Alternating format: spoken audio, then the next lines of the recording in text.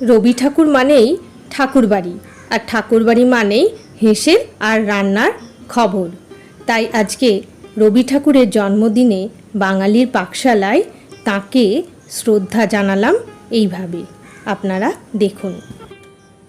অনেক সময় পাড়ি দিয়ে আমি অবশেষে কোনো এক বলয়িত পথে মানুষের হৃদয়ের প্রীতির মতন এক বিভা দেখেছি রাত্রির রঙে বিভাসিত হয়ে থেকে আপনার প্রাণের প্রতিভা বিচ্ছুরিত করে দেয় সঙ্গীতের মতো কণ্ঠস্বরে।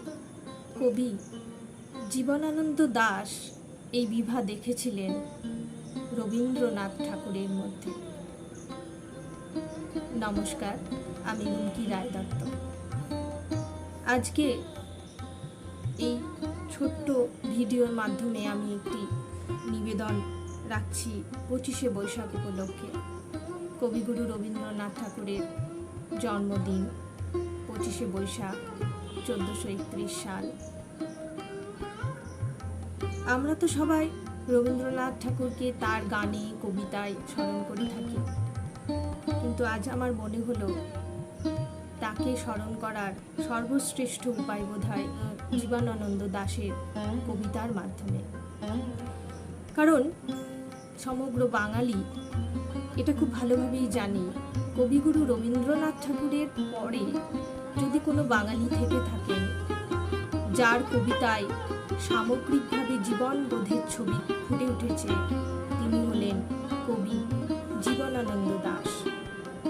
তাই তারই কবিতা দিয়ে আমি রবীন্দ্রনাথ ঠাকুরকে শ্রদ্ধাঞ্জলি নিবেদন করছি। কবি বলেছেন, তারপর তুমি এলে এ পৃথিবী সলের মতন, তোমার প্রতীক্ষা করে বসেছিল সলের মতন দীর্ণ যুবা এই দানব পৃথিবী।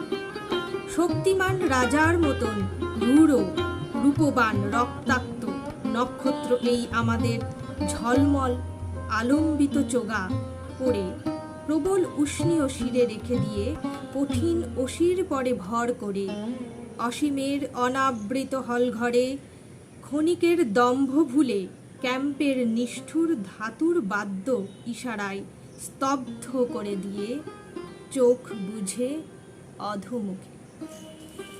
সম্পূর্ণ কবিতা পড়ব, বাকি কবিতাগুলো পুরোটা পড়ে পাঠ করে শোনানো সম্ভব নয়, কারণ সেগুলি দীর্ঘ। উষা জ্যৈষ্ঠ 1361 সংখ্যায় কবি লিখেছেন রবীন্দ্রনাথ শিরোনামে, মানুষের মনে দীপ্তি আছে, তাই রোজ নক্ষত্র ও সূর্য মধুর। এরকম কথা যেন শোনা যেত কোনো একদিন, আজ সেই বক্তা ঢের দূর। চলে গেছে মনে হয় তবু আমাদের আজকের ইতিহাস হিমে, নিমজ্জিত হয়ে আছে বলে ওরা ভাবে নীল হয়ে গিয়েছে অন্তিমে। সৃষ্টির প্রথম নাদ শিব ও সৌন্দর্যে, তবুও মূল্য ফিরে আসে নতুন সময় তীরে সার্বভৌম সত্যের মতন মানুষের চেতনায় আশায় প্রয়াসে। রবীন্দ্রনাথ ঠাকুর এবং জীবনানন্দ দাশ দুজনে বয়সে সমসাময়িক ছিলেন না ঠিকই, এবং একমাত্র জীবনানন্দ দাশই বোধহয় অনেকাংশে রবীন্দ্র প্রভাব মুক্ত ছিলেন এবং একটি নতুন ধারার লেখা সূচনা করেছিলেন তৎকালীন সময়ে।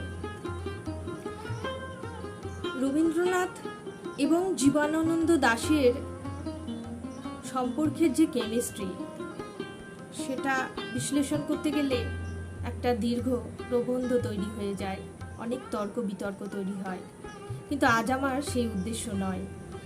আজ আমি কেবল শ্রদ্ধার জায়গা থেকে শ্রদ্ধা নিবেদনের জন্যই এই ভিডিও করছি।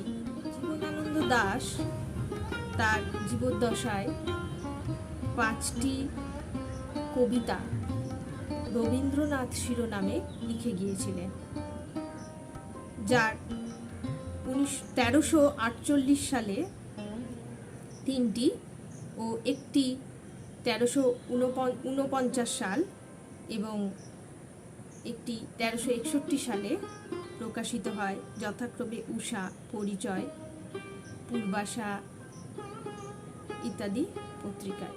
আরও একটি কবিতা কটা লাইন পড়ে আমি আজকের এই ভিডিওকে আর দীর্ঘায়িত করব না। আমি ছোট্ট কতগুলো লাইন পড়ে আজকের এই পাঠ আমি সমাপ্ত করব। এটিও রবীন্দ্রনাথ শিরোনামেই লেখা। দেয়াল চিত্রের শীর্ষে পৃথিবীর কোনো এক আশ্চর্য প্রাসাদে একটি গভীর ছবি মানুষ দেখেছে চিরকাল। কেউ তাকে সূর্য বলে মনে করেছিল, কেউ তাকে ভেবেছিল গরুড়ের উড্ডীন কপাল। যখন সে অফুরন্ত রৌদ্রের অনন্ত তিমিরে উদয় ও অস্তকে এক করে দিতে ভালোবাসে, সাদা রাজবিহঙ্গের প্রতিভায় বৈকুণ্ঠের দিকে উড়ে যায়, হয়তোবা আমাদের মর্ত্য পৃথিবীতে ফিরে আসে। নমস্কার।